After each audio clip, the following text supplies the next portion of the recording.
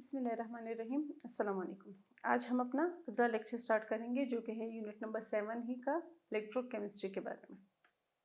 ठीक है, हमने ऑक्सीडेशन रिएक्शंस देख लिए, हमने रिडक्शन रिएक्शंस भी देख लिए कि उनके क्या क्या डेफिनेशंस होते हैं और वो कैसे कैसे होते हैं। ठीक है, कोई एक प्रॉपर डेफिनेशन नहीं थी दोनों फिनोमेनास की, चाहे वो रिडक्शन हो या फिर ऑक्सीडेशन हो, बल्कि 4 डेफिनेशंस ऐसी थी हमारे पास जिनमें से अगर किसी भी रिएक्शन में, किसी केमिकल रिएक्शन में उन 4 में से कोई एक भी प्रोसेस हो रहा है तो उसको हम कैटेगराइज कर लेते थे एज अ रिडक्शन रिएक्शन और एज एन ऑक्सीडेशन रिएक्शन। ठीक है, तो अब हम क्या देखेंगे, आज का जो हमारा टॉपिक है वो है ऑक्सीडेशन नंबर, ऑक्सीडेशन स्टेट। ठीक है, ऑक्सीडेशन नंबर भी कहते हैं या फिर ऑक्सीडेशन स्टेट भी कहते हैं इसे, और rules assigning oxidation numbers. Oxidation numbers या ऑक्सीडेशन स्टेट्स क्या होती हैं और ऐसे कौन से रूल्स हैं जिनके अकॉर्डिंग हम ये ऑक्सीडेशन नंबर्स या ऑक्सीडेशन स्टेट्स असाइन करते हैं। ठीक है, यानी रिएक्शंस को, कंपाउंड्स को या मॉलिक्यूल्स को वो नंबर देते हैं। ठीक है जी, तो सबसे पहले देख लेते हैं कि ऑक्सीडेशन नंबर क्या होता है। ऑक्सीडेशन नंबर एक चार्ज होता है। ठीक है, ऑक्सीडेशन नंबर जो है वो एक चार्ज है जो कि किसी भी एटम, कंपाउंड या मॉलिक्यूल पर पाया जाता है। यानी एटम पे भी पाया जाता है, कंपाउंड पे भी पाया जाता है और मॉलिक्यूल पे भी पाया जाता है और इवन आयंस पे भी पाया जाता है। ठीक है, यानी जो 4 एंटिटीज है हमारे पास, आयन हो, एटम हो, मॉलिक्यूल हो या फिर कंपाउंड हो, उन सब में से किसी पे भी पाया जा सकता है क्या, ये चार्ज। ठीक है, अच्छा, इस चार्ज को हम कहते हैं ऑक्सीडेशन नंबर या ऑक्सीडेशन स्टेट। ठीक है, ऑक्सीडेशन स्टेट या ऑक्सीडेशन नंबर एक चार्ज है जो कि एटम पर भी पाया जा सकता है, मॉलिक्यूल्स पर भी पाया जा सकता है, आयंस पर भी पाया जा सकता है और कंपाउंड्स पर भी पाया जा सकता है। ये तो बात क्लियर हो गई, एक चार्ज है, लेकिन वो चार्ज आया कहाँ से, ये भी तो बताना चाहिए ना। अच्छा जी, तो ये जो ऑक्सीडेशन नंबर है, अगर हम ये कह रहे हैं कि चार्ज है तो इसका मतलब वो चार्ज पॉजिटिव भी हो सकता है और वो नेगेटिव भी हो सकता है ना। वो जो ऑक्सीडेशन नंबर होगा, अगर वो चार्ज है तो इसका मतलब वो पॉजिटिव भी हो सकता है और नेगेटिव भी हो सकता है। तो हम क्या कह रहे हैं कि एक चार्ज पाया जाता है किसी एटम, मॉलिक्यूल, आयन या कंपाउंड पे, उसे हम नाम देते हैं ऑक्सीडेशन नंबर या ऑक्सीडेशन स्टेट का। और वो ऑक्सीडेशन नंबर या ऑक्सीडेशन स्टेट पॉजिटिव भी हो सकता है और नेगेटिव भी हो सकता है। क्यों? क्योंकि हम चार्ज की बात कर रहे हैं, तो चार्ज में ये दोनों पॉसिबिलिटीज हो सकती है। अच्छा, ये जो पॉजिटिविटी या नेगेटिविटी जो है, ये किस चीज़ पे डिपेंड करेगी? ये इलेक्ट्रोनेगेटिविटी पे डिपेंड करेगी किसी भी एटम के, आयन के, मॉलिक्यूल्स के या फिर कंपाउंड्स के। क्लियर हो गई बात? किसी भी एटम, आयन, मॉलिक्यूल या कंपाउंड के इलेक्ट्रोनेगेटिव कैरेक्टर के बेसिस पे या तो नेगेटिव चार्ज आएगा या फिर पॉजिटिव चार्ज आएगा। अब ये इलेक्ट्रोनेगेटिव कैरेक्टर क्या है? आपको पता है कि पीरियोडिक टेबल में जितने भी एलिमेंट्स हैं उनके बारे में, उनके अलग अलग कैटेगराइजेशन है। ठीक है, एक कैटेगराइजेशन उनकी ये है कि इलेक्ट्रो पॉजिटिव एलिमेंट्स और electro negative elements. Electro positive elements नाम से इंडिकेट कर रहा है, नाम से ही जाहिर कर रहा है कि वो अपने इलेक्ट्रॉन्स डोनेट करते हैं। ठीक है, वो अपने इलेक्ट्रॉन्स डोनेट करने की ताकत रखते हैं, तो इसी वजह से उन पे कौन सा चार्ज आ जाता है? पॉजिटिव चार्ज आ जाता है। और इलेक्ट्रोनेगेटिव जो एलिमेंट्स होते हैं उनके पास ये ताकत होती है कि वो दूसरे एलिमेंट से इलेक्ट्रॉन ले ले, तो उन पे कौन सा चार्ज आ जाता है? नेगेटिव चार्ज आ जाता है। तो ये हमारे पास इलेक्ट्रोनेगेटिव कैरेक्टर या एबिलिटी ऑफ कोई भी एटम टू गेन इलेक्ट्रॉन, किसी भी एटम की वो ताकत जो कि उसको इलेक्ट्रॉन दिला सके, तो वो इलेक्ट्रोनेगेटिविटी होती है। अब हम कह रहे हैं कि ये जो ऑक्सीडेशन स्टेट या ऑक्सीडेशन नंबर है, ये डिपेंड करता है इलेक्ट्रोनेगेटिविटी पे। कि पॉजिटिव है तो इलेक्ट्रोनेगेटिविटी कैसी होगी, और अगर नेगेटिव है तो इलेक्ट्रोनेगेटिविटी का क्या असर होगा। अगर कोई एलिमेंट, कोई एटम, कंपाउंड, आयन या मॉलिक्यूल ज़्यादा इलेक्ट्रोनेगेटिव है तो इसका मतलब उस पे जो ऑक्सीडेशन स्टेट या ऑक्सीडेशन नंबर आएगा वो नेगेटिव आएगा। और अगर कोई कंपाउंड, एटम, मॉलिक्यूल या आयन लेस इलेक्ट्रोनेगेटिव है, उसकी इलेक्ट्रोनेगेटिविटी निस्बतन कम है, तो कौन सा चार्ज आएगा हमारे पास? ऑक्सीडेशन स्टेट जो है वो हमारे पास पॉजिटिव चार्ज आएगा। यहाँ तक बात क्लियर हो गई? ऑक्सीडेशन स्टेट एक चार्ज है, वो चार्ज पॉजिटिव भी हो सकता है, वो चार्ज नेगेटिव भी हो सकता है। वो चार्ज एटम पर भी पाया जाता है, आयन पर भी पाया जाता है, कंपाउंड पे भी और मॉलिक्यूल पे भी। और उस चार्ज के पॉजिटिव या नेगेटिव होने का जो बेसिस है वो क्या है? इलेक्ट्रोनेगेटिविटी है। अगर कोई एटम इलेक्ट्रोनेगेटिव ज़्यादा है तो माइनस चार्ज होगा, माइनस ऑक्सीडेशन स्टेट होगा, और अगर कोई लेस इलेक्ट्रोनेगेटिव है तो उस पर प्लस ऑक्सीडेशन स्टेट या ऑक्सीडेशन नंबर होगा। ठीक है, क्लियर हो गई यहाँ तक बात? अब हम आ जाते हैं रूल्स पे कि कौन से रूल्स के अकॉर्डिंग ये जो नंबर है ये हम असाइन करते हैं, हम एटम्स या मॉलिक्यूल्स को देते हैं। तो अब रूल्स देखते हैं। सबसे पहला रूल क्या कह रहा है कि जो ऑक्सीडेशन स्टेट होती है फ्री एलिमेंट की, फ्री एलिमेंट यानी जिस फॉर्म में वो पीरियोडिक टेबल में लिखे गए हैं वो उनके फ्री फॉर्म्स हैं, ठीक है, अपने सिंगल फॉर्म में, वहाँ पे जो ऑक्सीडेशन स्टेट होगी वो हमेशा ज़ीरो होगी। चाहे वो ऑक्सीजन हो, क्लोरीन हो, सल्फर हो या सिलिकॉन हो, जो भी हो, हर एलिमेंट अपने इनिशियल फ्री स्टेट में होगा, जैसा कि पीरियोडिक टेबल में उनको सिंबलाइज किया गया है, जैसे H है, O है, ठीक है। जब तक वो रिएक्शन नहीं कर रहे, एक तरह से आप ये भी देख लो कि जब तक वो किसी के साथ रिएक्शन नहीं कर रहे तब तक उनका ऑक्सीडेशन स्टेट क्या होगा? ऑक्सीडेशन स्टेट ज़ीरो होगा, ठीक है। अच्छा, फिर हम कहते हैं कि sum of oxidation states of all the atoms और ions in a neutral compound is zero. क्या कह रहे हैं कि ऑक्सीडेशन स्टेट का सम जो है किसी भी कंपाउंड में वो न्यूट्रल होगा। मतलब अगर फर्ज करो मैं कहूँ कि सोडियम क्लोराइड है हमारे पास, ठीक है, तो सोडियम क्लोराइड का जो ऑक्सीडेशन नंबर होना चाहिए वो ज़ीरो होना चाहिए। सही? क्या कह रहे हैं कि sum of oxidation states of all the atoms, यानी हमारे पास यहाँ पे कितने एटम्स हैं? दो एटम्स है, एक सोडियम है, एक क्लोराइड है। इन दोनों का जो सम होगा, ठीक है, इन दोनों का जो टोटल होगा वो कितने के बराबर होना चाहिए? ज़ीरो के बराबर होना चाहिए। किसके अकॉर्डिंग? इस रूल के अकॉर्डिंग। तो अगर आप सोडियम का देखो तो आपको पता है सोडियम पे होता है +1 चार्ज और क्लोरीन पे होता है -1 चार्ज। और ये चार्ज आया कहाँ से? सोडियम ने अपना एक इलेक्ट्रॉन दे दिया तो प्लस का साइन आ गया, क्लोरीन एक इलेक्ट्रॉन ले लिया सोडियम से तो माइनस का साइन आ गया। अब आप इनके साइन देखो, ये जो है ये इनके क्या है? ऑक्सीडेशन नंबर्स हैं, ठीक है। हमने यहाँ पे कहा था ना पहले पॉइंट में कि फ्री स्टेट में फ्री एलिमेंट यानी जब वो किसी के साथ रिएक्शन ना कर रहा हो तब उनकी ऑक्सीडेशन स्टेट्स क्या होंगे? ज़ीरो के बराबर होंगे।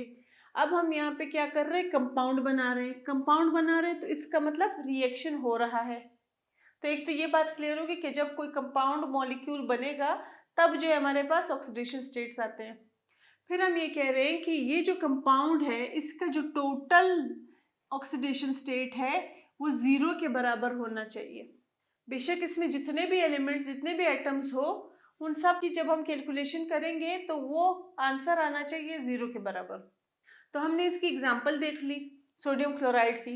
सोडियम इलेक्ट्रॉन दे रहा है तो प्लस चार्ज है, +1 है, एक इलेक्ट्रॉन ही दे रहा है ना, तो +1 चार्ज है।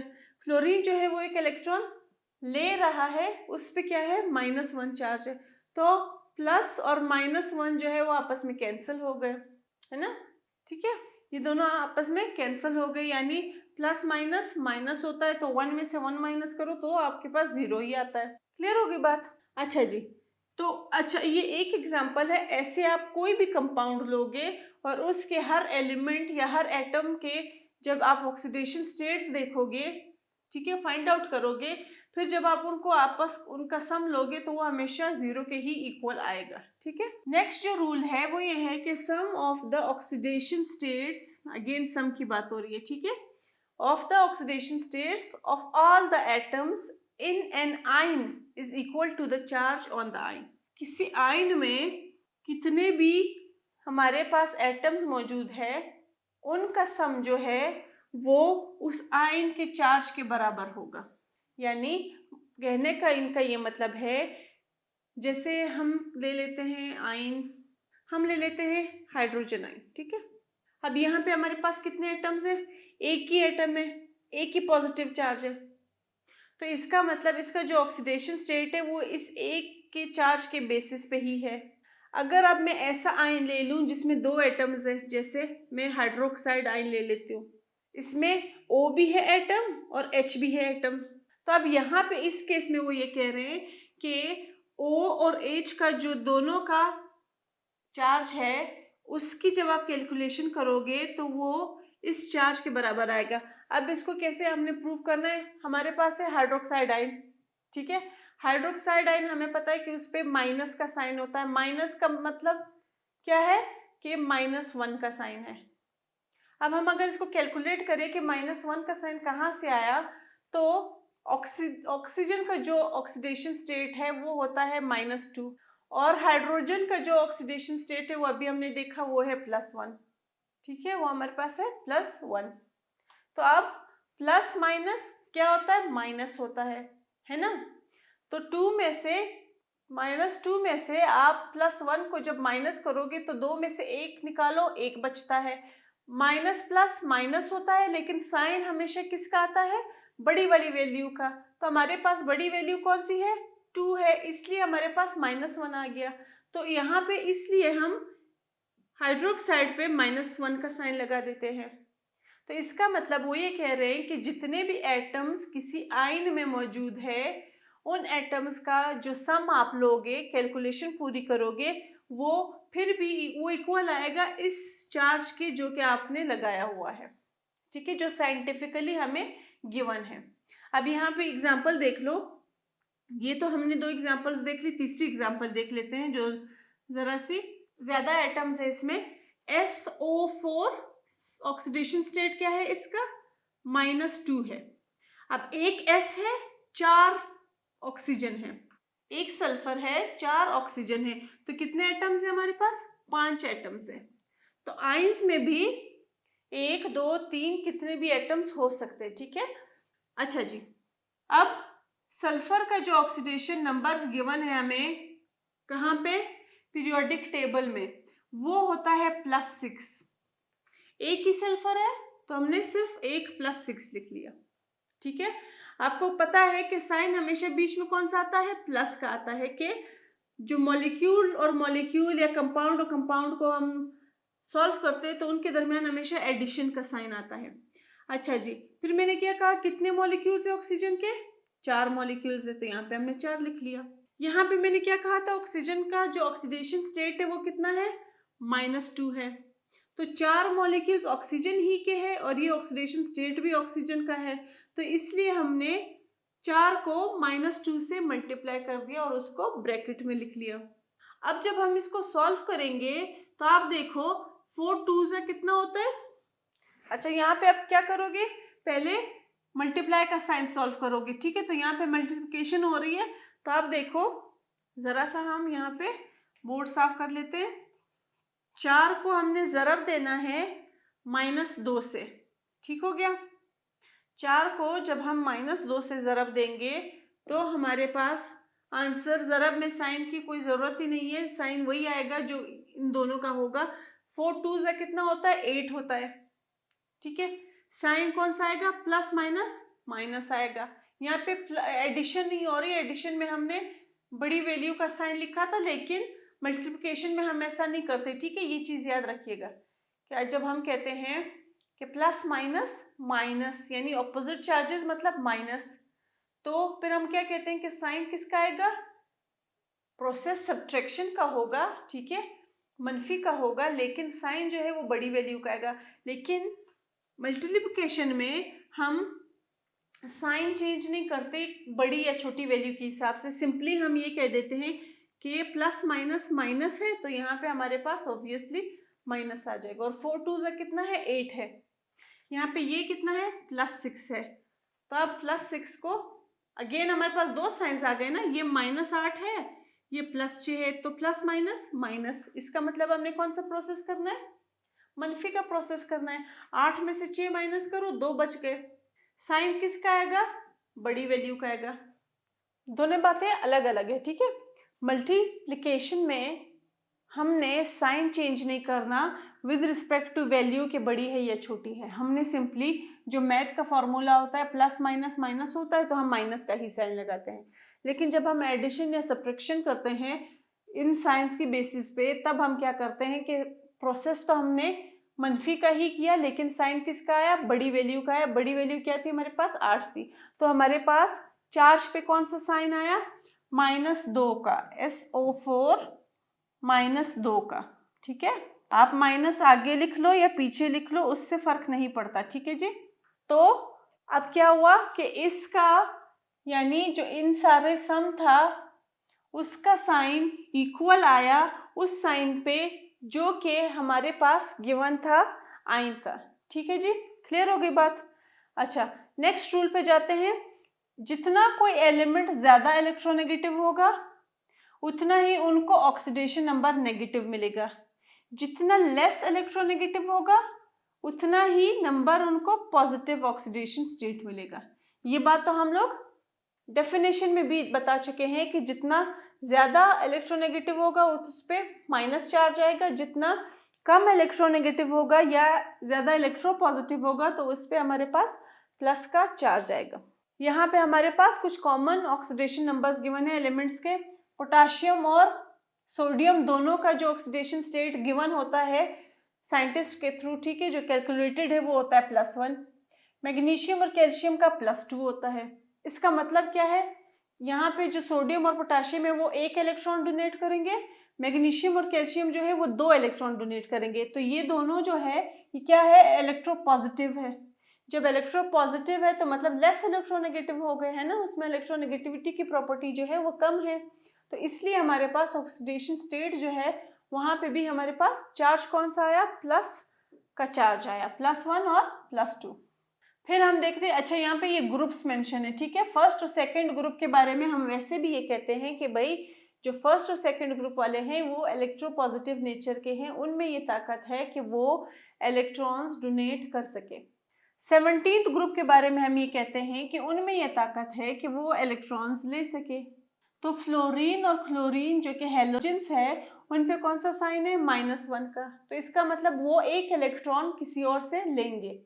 तो जब वो एक इलेक्ट्रॉन किसी और से लेंगे वो इलेक्ट्रोनेगेटिव है, तो इसलिए -1 का साइन आया। ऑक्सीजन अगेन इलेक्ट्रोनेगेटिव है, ज्यादा इलेक्ट्रॉन ले सकता है और लेता भी कितने हैं, 2 इलेक्ट्रॉन ले लेता है, ठीक है। तो यहाँ पे उसका भी चार्ज क्या है, -2 है। हाइड्रोजन का चार्ज क्या है, +1 है, एक ही इलेक्ट्रॉन है, वो भी वो दे देता है, ठीक है। जब वो मेटेलिक हाइड्राइड्स में होता है तब +1 होता है, लेकिन जो ऑक्सीडेशन नंबर उसका वैसे है -1 में भी आता है। अब ये यहाँ पे क्यों ऐसे हो गया, बहुत सारे ऐसे एलिमेंट्स हैं जो कि प्लस में भी ऑक्सीडेशन स्टेट रखते हैं और माइनस में भी रखते हैं, और ऑक्सीडेशन स्टेट उनकी एक वैल्यू होती भी नहीं है बल्कि एक से ज्यादा वैल्यूज भी हो सकती है। उसकी वजह क्या है कि अलग अलग रिएक्शंस में हर एलिमेंट अलग अलग तरह रिएक्ट करता है। अब जैसे ऑक्सीजन का जनरली वर्ड यहाँ पे लिखा हुआ है, ऑलवेज नहीं लिखा हुआ, जनरली -2 होता है, लेकिन कुछ ऐसे एक्सेप्शनल केसेस हैं जिसमें ऑक्सीजन का +2 भी होता है। इसी तरह यहाँ पे भी हमने इसकी ये बात कर दी। क्लियर हो गई बात, आगे चलते हैं। अगेन यहाँ पे जो पीछे था हमारे पास ये ऑक्सीडेशन नंबर्स थे, किसके, एलिमेंट्स के। यहाँ पे हमारे पास ऑक्सीडेशन नंबर्स किसके हैं, कंपाउंड्स के हैं, ठीक है। अच्छा, यहाँ पे हम अब इसको कैलकुलेट करना सीख लेते हैं। हमारे पास है क्रोमियम क्लोराइड, 1 क्रोमियम है, 3 क्लोराइड है, ठीक है। अब हमने क्या करना है, क्रोमियम का फाइंड आउट करना है, ठीक है। क्रोमियम का हमारे पास कोई नंबर नहीं गिवन, तो हमने N लिख लिया है, ठीक है, उसका नंबर भी नहीं मालूम है ना, n लिख लिया है। क्लोरीन जो है वो हमारे पास कितने हैं, 3 है, सही।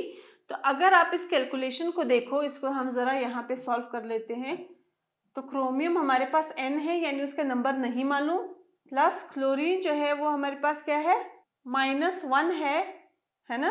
क्लोरीन कितना होता है, -1 होता है, मल्टीप्लाई बाय क्यों 3 किया हुआ है, क्योंकि 3 क्लोरीन है वहां पे, इज इक्वल टू 0। अब n देखो, पहले इसको अब ऐसे सॉल्व कर लेते हैं। अब इनके ये जो सिंबल्स है ये नहीं लिखते, ठीक है। n जमा 3 1 जा 3, साइन कौन सा आएगा, -3, ठीक है। क्योंकि प्लस और माइनस एक साथ है तो फिर हम हमेशा उसको ब्रैकेट में लिख लेते हैं सेपरेट करने के लिए, बराबर है 0 के। बात क्लियर हो गई यहाँ तक। क्रोमियम नहीं मालूम, क्लोरीन का जो ऑक्सीडेशन स्टेट है वो है -1, मॉलिक्यूल्स कितने हैं, 3 है, तो इसलिए 3 1 जा 3, साइन अपना माइनस ही आएगा, ठीक है। फिर हमने क्या किया, अब अगर हमने n को फाइंड आउट करना है तो हम n को यही जगह पे रख लेते हैं, ठीक, बराबर है 0 के, है ना। अब जब हम n को यहीं पे रखेंगे, आपको पता है कि मैथ के रूल्स के अकॉर्डिंग जब कोई वैल्यू इक्वल के एक तरफ से दूसरे तरफ जाती है तो उसका साइन चेंज हो जाता है, प्लस से माइनस पे जाते हैं, माइनस से प्लस पे, मल्टीप्लाई से डिवीजन पे, और डिवीजन से मल्टीप्लिकेशन पे। अब यहाँ पे हमारे पास ये वैल्यू क्या थी, मनफी में थी। जब इक्वेशन के दूसरी तरफ आ गई, इक्वल के दूसरी तरफ आ गई, तो क्या हो गई, हमारे पास +3 हो गई। 0 की कोई वैल्यू नहीं है तो n इज इक्वल टू +3। हमारे पास हमने क्रोमियम की भी ऑक्सीडेशन स्टेट फाइंड आउट कर लिए। तो इस तरह आप कंपाउंड्स में एक एक एलिमेंट की जो ऑक्सीडेशन स्टेट है वो भी इस फॉर्मूले के थ्रू फाइंड आउट कर सकते हो। क्लियर हो गई बात। अब यहाँ पे आप देखो KMnO4, K एक है, मैग्नीज दूसरा है और ऑक्सीजन 4 है, ठीक है। K के हमारे पास क्या है, हमने पिछली स्लाइड पे मैंने आपको बताया कि उसका ऑक्सीडेशन स्टेट है +1।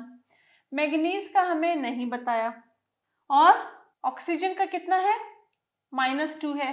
कितने मॉलिक्यूल्स है ऑक्सीजन के, 4 मॉलिक्यूल्स है, ठीक है। अब इसी चीज को हम अगेन यहाँ पे सॉल्व कर लेते हैं। ऐसे आपको अगर कोई एक्टिविटी भी गिवन होगी तो आप easily oxidation states find out कर सकते हो कंपाउंड्स में एलिमेंट्स के। और अगर एलिमेंट्स के आपको पता हो तो फिर तो कंपाउंड्स के और भी ज्यादा इजी है, क्योंकि कंपाउंड्स के बारे में तो हम ऑलरेडी ये कह रहे हैं कि भाई उसका जो ऑक्सीडेशन स्टेट है वो 0 के इक्वल आएगा। यहाँ पे हम पोटेशियम का देख लेते हैं, ठीक है जी। 1 है पोटेशियम का, ठीक है, +1। मैग्नीज नहीं मालूम, यानी n प्लस कितने हैं, -2 मल्टीप्लाइड बाय 4, तो कितना हुआ, -8 इज इक्वल टू 0, है ना। अच्छा जी, अब क्या करना है, ये प्लस माइनस माइनस है ना, यहाँ पे प्लस साइन है, यहाँ पे माइनस है, तो प्लस माइनस माइनस है। 8 में से 1 माइनस करो तो 7 बच गया, ठीक है। साइन हम कौन सी वैल्यू का लगाएंगे, बड़ी वाली वैल्यू का। तो क्या हम लिखेंगे, -7 जमा n अभी भी नहीं मालूम हमें, is equal to 0। n find out करना है तो n को यहीं पे रख लेंगे, बराबर है 0। यहाँ पे ये माइनस में था, इक्वल की दूसरी साइड आएगा तो प्लस साइन के साथ आ जाएगा, तो n इज इक्वल टू +7। इसका मतलब manganese is equal to +7। Clear हो गई बात। सेम इसी तरह पोटेशियम क्रोमेट का है, पोटेशियम का +1 है, कितने मॉलिक्यूल्स है, 2 है, तो मल्टीप्लाइड बाय 2 हो गया। क्रोमियम का नहीं मालूम तो n लिख लिया। ऑक्सीजन का कितना है, 2 है, और अच्छा ये जो क्रोमियम है वो नहीं मालूम लेकिन फिर भी मल्टीप्लाइड बाय 2 है, क्योंकि मॉलिक्यूल्स कितने हैं, 2 है, सही बात। ऑक्सीजन का -2 है, मॉलिक्यूल्स कितने हैं, 7 मॉलिक्यूल्स हैं, तो 7 दूनी कितना होता है, 14 होता है, सही। इसको भी हम यहाँ पे हल कर लेते ताकि आपको ज्यादा आसानी से समझ आ सके। अच्छा जी, क्या है, पोटेशियम का +1 है मल्टीप्लाइड बाय 2, ये पोटेशियम के मॉलिक्यूल की बात होगी। क्रोमियम के मॉलिक्यूल की बात हो रही है, n है लेकिन 2 मॉलिक्यूल है। ये ऑक्सीजन की बात हो रही है, -2 है लेकिन कितने मॉलिक्यूल से, 7 है, तो -2 मल्टीप्लाई बाय 7, ठीक है, इज इक्वल टू 0। अब कैलकुलेशन कर लेते हैं। 2 1 सा 2 प्लस n और 2 तो वैसा ही रहेगा, नहीं मालूम अभी हमें। 7 2 सा 14, साइन कौन सा आएगा, माइनस का साइन आएगा, तो इसको हम ब्रैकेट में लिख लेते हैं, इज इक्वल टू 0। अब ये -14 है और ये प्लस कितना है हमारे पास है, ये +2। ठीक, अच्छा अब हमने क्या करना है कि इसको जब हम माइनस करेंगे, यानी ये माइनस साइन में है, ये प्लस साइन में है, तो प्लस माइनस कितना होता है, माइनस होता है। अब आप 14 में से 2 को माइनस करोगे, ठीक है, तो हमारे पास आंसर आएगा -12। सही, ये हो गया हमारे पास -12। तो n जमा -12 लिख सकते हैं हम, इज इक्वल टू 0। अगेन 12 यहाँ पे प्लस माइनस हो रहा है, तो यहाँ पे जाके क्या हो जाएगा, प्लस हो जाएगा। तो हम 0 क्यू के कोई वैल्यू नहीं रखती, तो हम n इज इक्वल टू +12 लिख सकते हैं। ठीक है, अब ये +12 कहाँ आएगा, ये यहाँ क्रोमियम में आएगा। यहाँ पे +6 लिखा है, क्यों, यहाँ पे एक क्रोमियम की बात हो रही है। यहाँ पे जो हमने आंसर निकाला है वो किसका है, वो है 2 क्रोमियम की। यहाँ पे n हमारे पास बार बार क्या आ रहा था, 2 आ रहा था। तो आप जब 12 को 2 से डिवाइड करोगे तो आपके पास आंसर आ जाएगा 6। यानी अगर n 2 के बराबर है तो हमारा आंसर 12 करेक्ट है। अगर n को हम 1 के बराबर कंसीडर करें तो उसको हम 2 से डिवाइड कर देंगे, +6 हमारे पास आंसर आ जाएगा। अच्छा, एक्टिविटी पे आ जाते हैं। एक्टिविटी में हमने, आपकी बुक की एक्टिविटी है, ठीक है, जिसमें आपने नाइट्रोजन के ऑक्सीडेशन नंबर फाइंड आउट करना है 3 कंपाउंड्स में। ठीक है, 3 मॉलिक्यूल्स कंपाउंड में। सबसे पहला हमारे पास है नाइट्रोजन डाइऑक्साइड। हमने फाइंड आउट क्या करना है, नाइट्रोजन। तो नाइट्रोजन हमारा क्या है, n है। ऑक्सीजन कितने मॉलिक्यूल्स है, 2 मॉलिक्यूल्स है। साइन कौन सा होता है, -2 का। तो 2 2 सा 4, माइनस में है तो हमने ब्रैकेट में लिख लिया। अगेन यहाँ पे माइनस में है, इस साइड पे आएगा। ठीक है, अगर हम n को वहीं पे रखे और उसको हम उस तरफ लेके जाए तो हमारे पास क्या आएगा, +4 आ जाएगा। क्लियर हो गई, ये हम पीछे बहुत बार हमने कैलकुलेट कर लिया, तो इसलिए आपको समझ आ गया होगा। अच्छा जी, अगले पे आ जाते हैं। नाइट्रिक एसिड है हमारे पास। नाइट्रिक एसिड में अगेन हमने क्या फाइंड आउट करना है, हमने ये नाइट्रोजन फाइंड आउट करना है। हाइड्रोजन का ऑक्सीडेशन स्टेट कितना है, +1 है। n हमने वैसे का वैसे लिखा, प्लस जो ऑक्सीजन का ऑक्सीडेशन स्टेट कितना है, -2 है। कितने मॉलिक्यूल्स है, 3 है, तो यहाँ पे 3 लिख लिया। 3 2 से कितना हो गया, 6 हो गया। अच्छा, यहाँ पे इसको हमने डायरेक्ट लिखा है, मैं आपके लिए यहाँ पे थोड़ा सॉल्व कर लेती हूँ। 3 2 से कितना हो गया, 6 हो गया। साइन कौन सा आएगा, माइनस, है ना। इसको हम अभी भी ब्रैकेट में लिख लेते हैं, प्लस ये n और +1।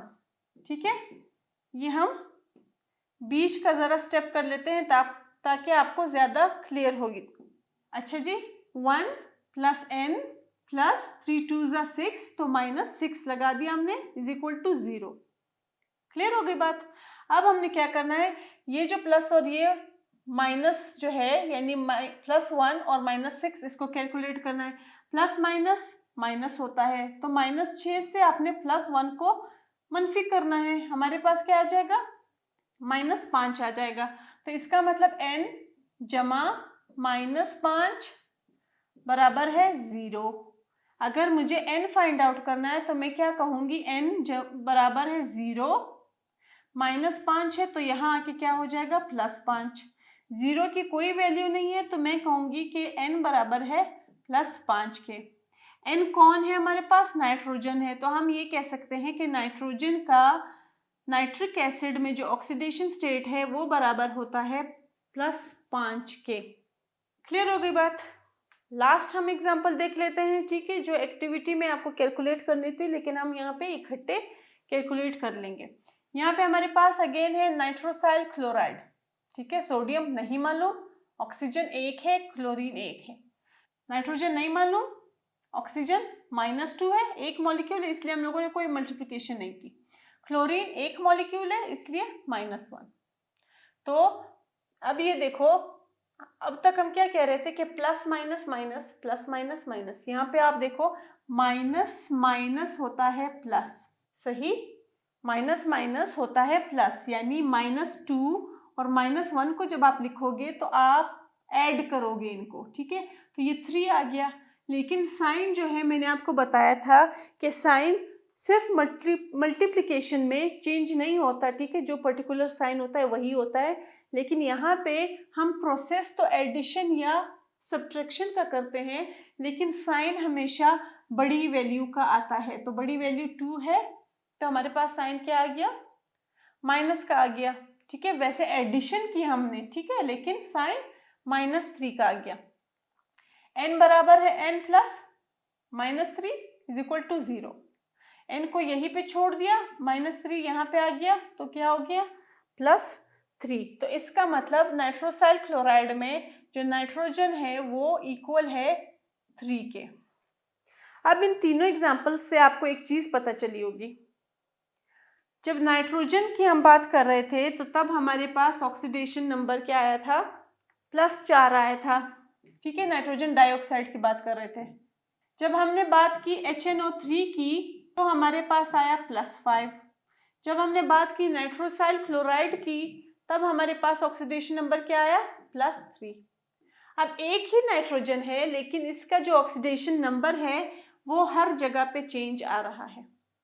तो यही बात मैं आपको पीछे एक्सप्लेन कर रही थी कि जो ऑक्सीडेशन नंबर होता है वो रिएक्शन के बेसिस पे चेंज होता है, यानी सिर्फ एक पॉसिबिलिटी नहीं होती बल्कि कई पॉसिबिलिटीज होती है एलिमेंट्स के ऑक्सीडेशन स्टेट्स के। आई होप यहाँ तक सब कुछ क्लियर हो गया होगा। Thank you.